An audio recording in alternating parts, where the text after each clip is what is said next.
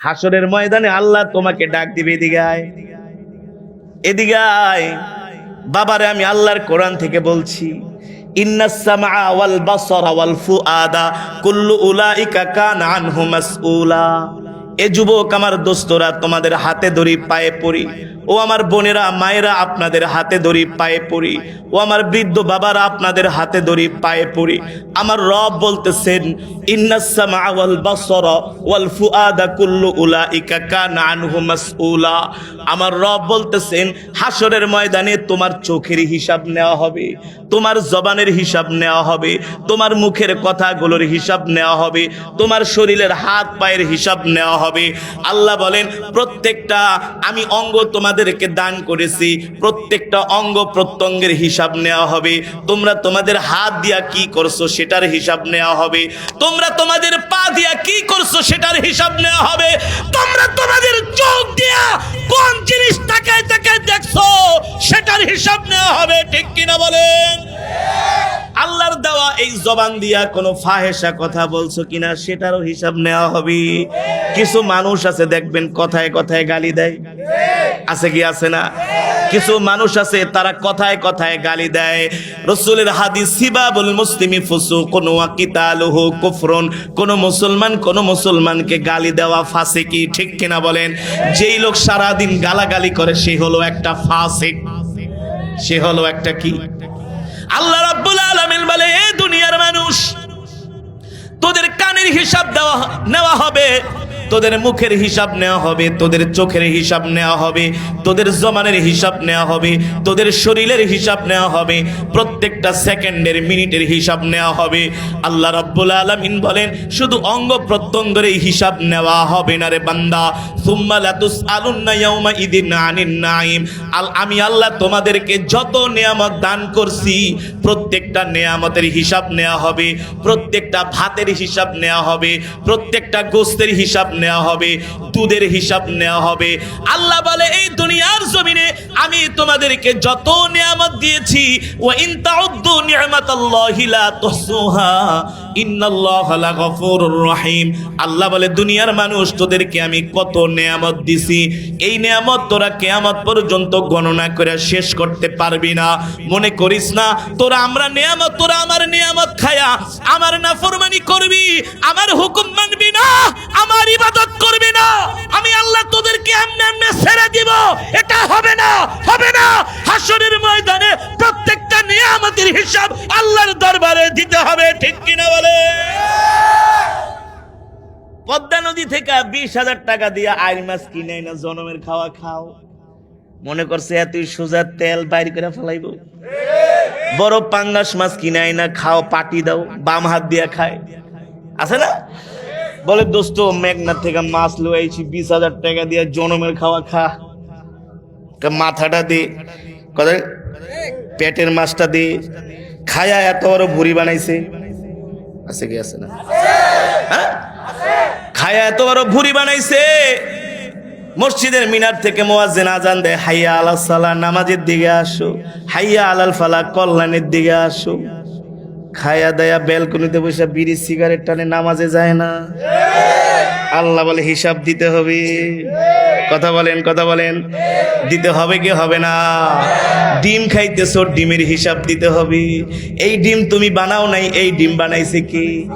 মুরগির পেট থেকে কত সুন্দর করে প্যাকেটিং করে আল্লাহ একটা ডিম বাইর করছে। ঠিক কিনা বলেন? বিজ্ঞানীরা বলেছে একটা ডিমের উপরে 70,000 আবরণ থাকে। কত হাজার? ওই ডিমের আবরণটা প্লাস্টিক দিয়া বানাইছে, নাকি লোহা দিয়া বানাইছে, নাকি তামা দিয়া বানাইছে, নাকি মাটি দিয়া বানাইছে? গবেষণা করে বের করতে পারছো? পারবা না। আল্লাহ বলে, এগুলা হলো আমার কুদরত, আমি আল্লাহ তোমাদেরকে রিজিক হিসাবে দান করছি। আল্লাহু আকবার। শুধু মনে করতে পারেন, হুজুর যারা নামাজ পড়ে না, রোজা রাখে না, তাদেরকে হিসাব নেওয়া হবে, তাদেরও নেওয়া হবে, যারা নামাজ পড়ে তাদেরও নেওয়া হবে। এত সোজা না। সবার থেকে আল্লাহ তাআলা হিসাব নিবে হাসরের ময়দানে। সুবহানাল্লাহ বলেন, আরো জোরে সুবহানাল্লাহ বলেন। কাচ্চি বিরিয়ানি খাও, বড় বড় খাসি কিনা, ঠিক না, মজা করে খাও। আল্লাহ বলে, প্রত্যেকটা নিয়ামতের হিসাব আমি আল্লাহ করায় গন্ডায় নিব। আল্লাহর নবী রাহমাতুল লিল আলামিন, বুখারীর বর্ণনায় আসছে আল্লাহর নবী 3 দিন পর্যন্ত কিছু খায় না। কয়দিন? জোরে বলেন, কয়দিন? নবী 3 দিন পর্যন্ত কিছু খায় না। বুখারীর বর্ণনা, যিনি হলেন দোজাহানের বাদশা, সাইয়্যিদুল মুরসালিন, খাতামুন নবিয়্যিন, আল্লাহু আকবার।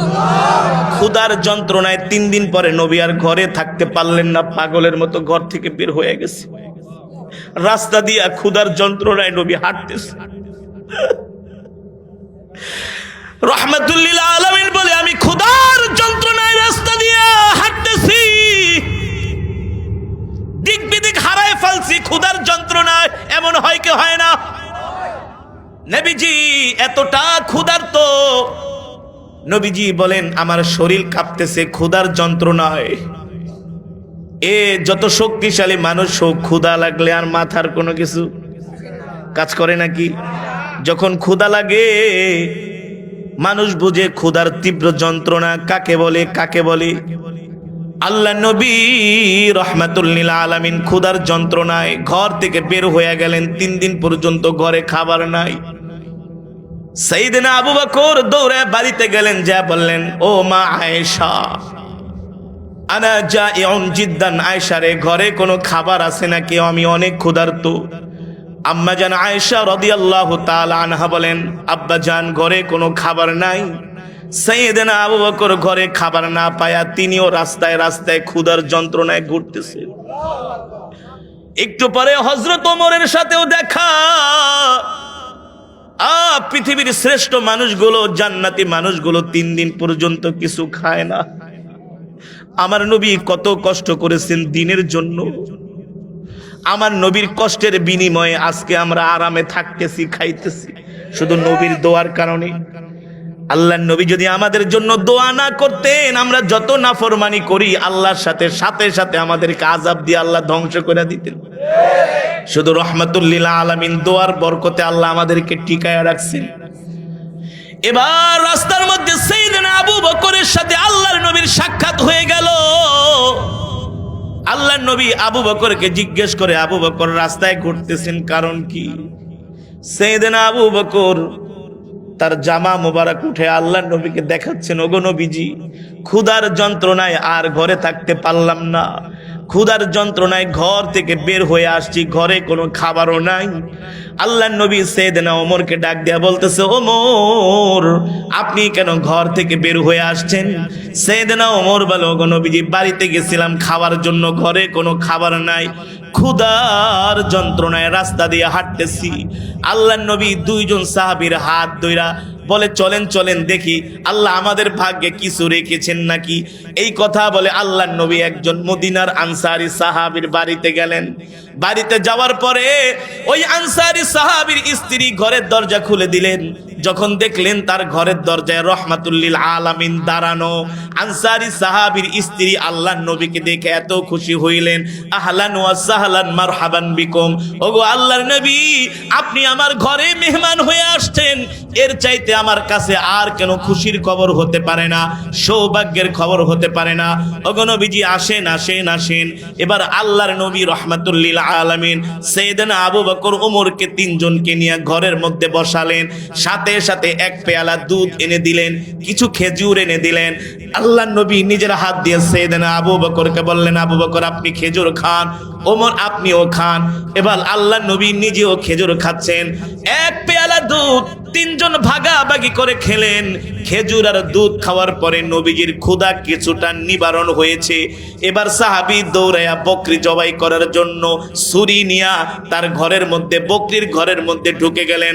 আল্লাহর নবী ক্ষুধার্ত অবস্থায় যখন বকরি ডাকতেছে, আল্লাহর নবী ওই আনসারী সাহাবীকে ডাক দিয়া বলে, সাবধান, যেই বকরি বাচ্চা দেয় ওই বকরিকে জবাই করো না। সাহাবী ডাক দিয়া বলে, ওগো আল্লাহর নবী, শুধু বকরি না, আপনার মেহমানদারির জন্য যদি আমার কলিজা কাইটা দিতে হয় সে তো আমি রাজি আছি। আপনি আমার বাড়িতে মেহমান হয়ে আসছেন। এই কথা বলে ওই সাহাবী একটা বকরি জবাই করলেন। বকরি জবাই করে বকরির গোশত রান্না করলেন, রুটি বানালেন। আল্লাহর নবীর সামনে এনে পেশ করা হলো। রাহমাতুল্লিল আলামিন ডাক দিয়া বলে, আবু বকর, ওমর, দেখেন আল্লাহ তাআলা আমাদের জন্য কত সুন্দর নিয়ামতের ব্যবস্থা করছে। আল্লাহু আকবার, জোরে বলেন আল্লাহু আকবার। এবার আল্লাহর নবী রাহমাতুল্লিল আলামিন সাইয়েদনা আবু বকর, সাইয়েদনা ওমর তিনজনে মিলে রুটি আর গোশত খাইতেছেন। যখন খাবার শেষ হয়ে গেল, এখন তিনজনেরই তৃপ্ত, ক্ষুধা শেষ। ক্ষুধা, পেট ভরলে কেমন লাগে মাশাআল্লাহ না? এই যে রমজান আসতেছে, সারাদিন খুব ভালোই লাগে। আসরের নামাজের পর আর চলে। আমি 2 দিন আগে রোজা রাখছিলাম। আমি এত জোরে জোরে কেরাত পড়ি, ওয়াজ করি, এত শক্তি, এখন দেখি উপরের থেকে নিচের থেকে উপরে উঠতে পারি না, পাঠা কাঁপায় ফালায় দেয়। আমি বললাম কারণ নাকি এত দুর্বল লাগতেছে কেন? পরে আমার মনে হয়েছে আমি তো রোজাদার। যত শক্তিশালী মানুষ হোক, 1টা 2টা পর্যন্ত মোটামুটি শরীরে এনার্জি থাকে, 3টা 4টা 5টা আসরের সময় হইলে আর মুখের দিকে তাকানো যায় না, ভালো কথা ভালো লাগে না, ঠিক কিনা বলেন? ভাই কেন আসছেন? কথা রোজা রাখছে, যাও, কথা বলতেও ভালো লাগে না, ঠিক কিনা বলেন? আর যখন ইফতারিটা করি, খাবারটা পেটে গেলে শরীরে শক্তি আসে, ঠিক কিনা বলেন? ঠিক সাইয়েদনা আবু বকর, ওমর, আল্লাহর নবী তিনজনে খাইলেন। খাওয়ার পরে আবু বকর আর ওমর দুইজন হাসতেছে। সাইয়েদনা আবু বকর, ওমর বলে, ও আল্লাহর নবী চলেন এবার চলে যায়। নবীজি বলে, বসেন বসেন বসেন, কথা আছে। একটু আগে কি ছিলেন? বলে ক্ষুধার্ত, কেমন লাগছে? ওগো আল্লাহর নবী, এত কষ্ট লেগেছে যেটা ভাষায় প্রকাশ করতে পারবো না। রিজিক দিয়েছেন কে? বলেন আল্লাহ। এ আবু বকর, ওমর, এই যে আল্লাহ তাআলা আমাদের জন্য যেই খেজুর, যেই দুধ আর যেই খাসির গোশত, রুটির ব্যবস্থা করলেন, এত সুন্দর নিয়ামতের ব্যবস্থা করলেন, এই প্রত্যেকটা নিয়ামতের হিসাব আল্লাহর কাছে কিয়ামতের ময়দানে আমাদের সকলকেই দিতে হবে। রাসূলের সাহাবী আবু বকর রাদিয়াল্লাহু তাআলা আনহু বলেন, ওগো আল্লাহর নবী, যারা আল্লাহর পেয়ারা বান্দা তাদেরও কি নিয়ামতের হিসাব দিতে হবে? আল্লাহর নবী বলেন, হ্যাঁ, যারা আল্লাহর পেয়ারা বান্দা, যারা আল্লাহর হুকুম মানে, তাদেরও আল্লাহ তাআলার কাছে প্রত্যেকটা নিয়ামতের হিসাব দিতে হবে। আর যারা নাফরমান তাদেরও দিতে হবে, ঠিক কিনা বলেন? যে তুমি আমার নিয়ামত খায়া কয় নামাজটা ঠিক মতো পড়ছো কিনা হিসাব নেওয়া হবে। তুমি আমার নিয়ামত খায়া ঠিক মতো রোজা রাখছো কিনা, তুমি আমার নিয়ামত খায়া ঠিক মতো আমার হুকুম, আমার গোলামি করছো কিনা, তুমি আমার নিয়ামত খায়া কি আমার কোরআনের বিরুদ্ধে কথা বলছো, তুমি আমার নিয়ামত খায়া কি তুমি ইসলামের বিরুদ্ধে কথা বলছো, তুমি আমার নিয়ামত খায়া কি আমার কোরআনের বিরুদ্ধে আইন পাশ করছো নাকি? আল্লাহ তাআলার কাছে প্রত্যেকটা জান্নাতি জাহান্নামী সবার এই হিসাব দিতে হবে, ঠিক কিনা বলি? কিন্তু আমরা এত নাফরমানি করি, আল্লাহ তাআলার সাথে এত নাফরমানি করি, যদি রব আমাদের থেকে একটা ভাতের হিসাব নেয়, এই হিসাব আমরা কোনোদিনই দিতে পারবো না, ঠিক কিনা বলেন? এই কারণে আল্লাহ রাব্বুল আলামিন বলে, দুনিয়ার মানুষ, গর্ব করিস না, অহংকার করিস না রে মানুষ, আমি আল্লাহ তোকে কত সুন্দর করে সৃষ্টি করছি, দেখ, ফি আইয়ি সূরাতিন মা শাআ রাক্কাবাক, আমি আল্লাহ যেমন করে চাইছি তেমন করে আমি আল্লাহ তোদেরকে বানাইছি। এ মানুষ, কেন তোরা আমার সাথে নাফরমানি করস? রব বলেন, ইয়া আইয়ুহাল ইনসানু মা গাররাকা বিরাব্বিকাল কারীম, এ দুনিয়ার মানুষ, পৃথিবীর এমন কোন শক্তি আছে যেই শক্তি কিনা তোদেরকে তোদের রব থেকে দূরে সরায় রাখে? অথচ আমি রবই তো তোদেরকে এত সুন্দর জীবন দান করছি, আমি রবই তো তোদেরকে সন্তান দিছি, আমি রবই তো তোদেরকে ঘর দিছি, বাড়ি দিছি, গাড়ি দিছি, নারী দিছি, তোদেরকে কিছুই ছিল না, আসছিলি 4 হাত পাও নিয়া, যাবিও 4 হাত পাও নিয়া।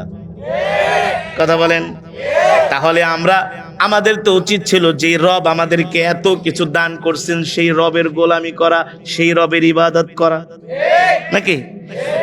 আর মাত্র 1 দিন পরে মাহে রমজান শুরু হবে।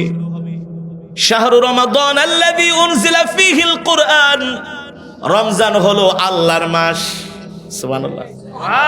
রমজান কার মাস? রমজান হলো আল্লাহর মাস, রমজান হলো কোরআনের মাস। আল্লাহু আকবার।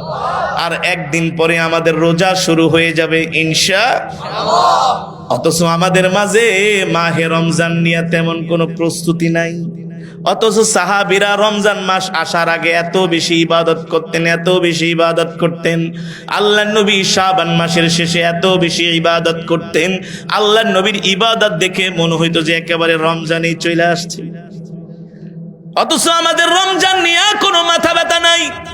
আমরা কত বন্ধুকে দাওয়াত দেই, দোস্ত রাত 3টা বাজে আইসা পড়ো, 1টা বাজে আইসো, আর্জেন্টিনার খেলা আছে, ব্রাজিলের খেলা আছে, কতক্ষণ দোস্ত আইপিএল আছে, বিপিএল আছে, আইপিএল বিপিএল ঢুকাইবো ফেরেশতারা, খালি চোখ দুটা বন্ধ করো।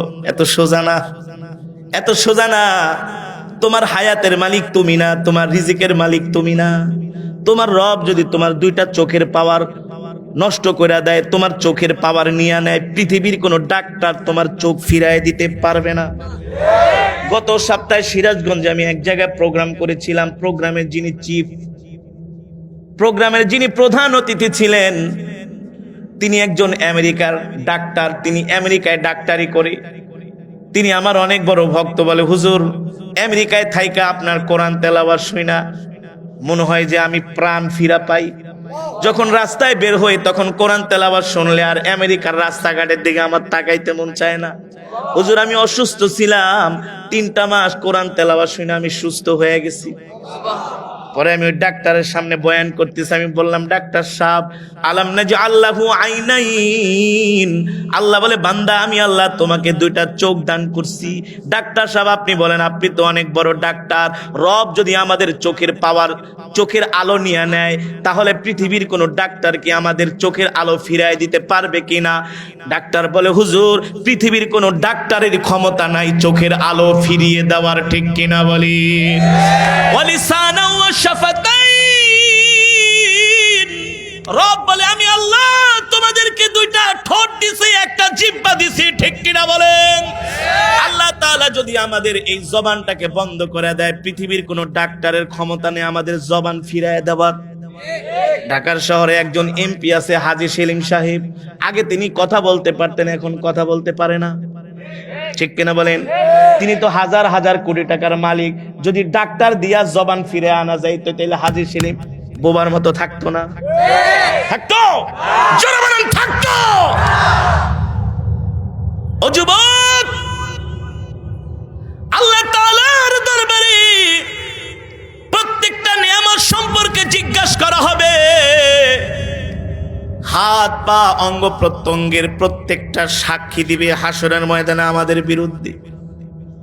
আলিয়াউমা নাখতিমু আলা আফওয়াহিহিম ওয়া তুকাল্লিমুনা আইদিহিম ওয়া তাশহাদু আরজুলুহুম বিমা কানু ইয়াকসিবুন। এই দুনিয়ার জমিনে যদি এই হাত দিয়া, এই পা দিয়া, এই জবান দিয়া, এই চোখ দিয়া যদি নাফরমানি করো, তোমার সাক্ষী দেওয়া লাগবে না। হাত পা সেদিন আল্লাহর কাছে সাক্ষী দিবে। বিশ্বাস হয় না? মনে করতেন কি আমার হাত আবার আমার বিরুদ্ধে সাক্ষী দিবে? হ্যাঁ, রবের কাছে সাক্ষী দিবে। আল্লাহ এই হাত দিয়া জিনা করছে, ব্যভিচার করছে, ঠিক কিনা বলেন? রাত 3টা বাজে চুরি করছে, ডাকাতি করার জন্য গেছে, সিসি ক্যামেরাও ধরা খায় নাই, কোনো পুলিশও দেখে নাই। কিরামান কাতিবিনা ইয়ালামুনা মা তাফআলুন, সব রেকর্ড আছে, সব রেকর্ড। হাত পা আল্লাহর কাছে সেদিন সাক্ষী দিবে। বাঁচার কোনো উপায়? এই দুনিয়া নিয়ে আমরা কত চিন্তা করি, কত টেনশন করি, কত ভাবনা করি, কত কিছু করি, শুধু দুনিয়া দুনিয়া দুনিয়া, টাকা, অর্থ অর্থ। হাত্তা জুরতুমুল মাকাবির। রব বলতেছেন, তোমাদের এই সম্পদের আকাঙ্ক্ষা, অর্থের আকাঙ্ক্ষা, টাকা পয়সা, নারী বাড়ি গাড়ির আকাঙ্ক্ষা কোনোদিন তোমাদের শেষ হবে না, যতক্ষণ না তোমাদের মুখের মধ্যে কবরের মাটি ঢুকবে। কবরের মাটি, কবরে না যাওয়ার আগে আমাদের দুনিয়ার লোভ শেষ হবে না। এ কারণে যা আছে তাই নিয়েই কি সন্তুষ্ট থাকতে হবে, আল্লাহর শুকর আদায় করতে হবে, ঠিক না ভাই? নবীজি বলছেন, মানুষের আকাঙ্ক্ষা ততদিন পর্যন্ত শেষ হবে না যতক্ষণ পর্যন্ত তাকে কাফনের কাপড় পরে কবরে না ঢুকাবে। এ কারণে মৃত্যু আসার আগেই আমরা সতর্ক হয়ে যাই, সাবধান হয়ে যাই।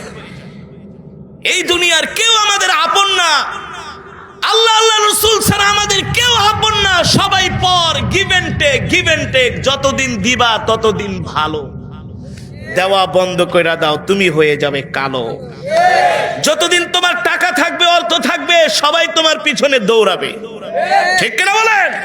সবাই তোমাকে সেলুট দিবে, তোমাকে ভাই ভাই করবে, বস বস করবে, নেতা নেতা করবে। দিবা না, দেখবা তোমাকে চার রাস্তার মোড়ে গুলি করে মারতেও দ্বিধা করবে না, ঠিক কিনা বলেন? স্বার্থে আঘাত লাগলে আপন ভাইকেও খুন করে, স্বার্থের দুনিয়া, ঠিক কিনা বলেন? হ্যাঁ, স্বার্থে আঘাত লাগলে স্ত্রীও তোমাকে ছাড়বে না। এটা দুনিয়া, বড় স্বার্থপরের জায়গা। রব একমাত্র আল্লাহ আল্লাহ রাসূল আপন, ঠিক কিনা বলেন? একমাত্র রবই আমাদের আপন। এত নাফরমানি করি, এত গুনাহ করি, এত নাফরমানি করি, তারপরও রব শুধু আমাদেরকে ছাড় দেয়, ছাড়। তবে ছাড় দিচ্ছে, কিন্তু রব কিন্তু ছেড়ে দিবে না। মৃত্যুর পরে রবের কাছে হিসাব দিতে হবে। এই কারণে দোস্ত, এখনো সময় আছে।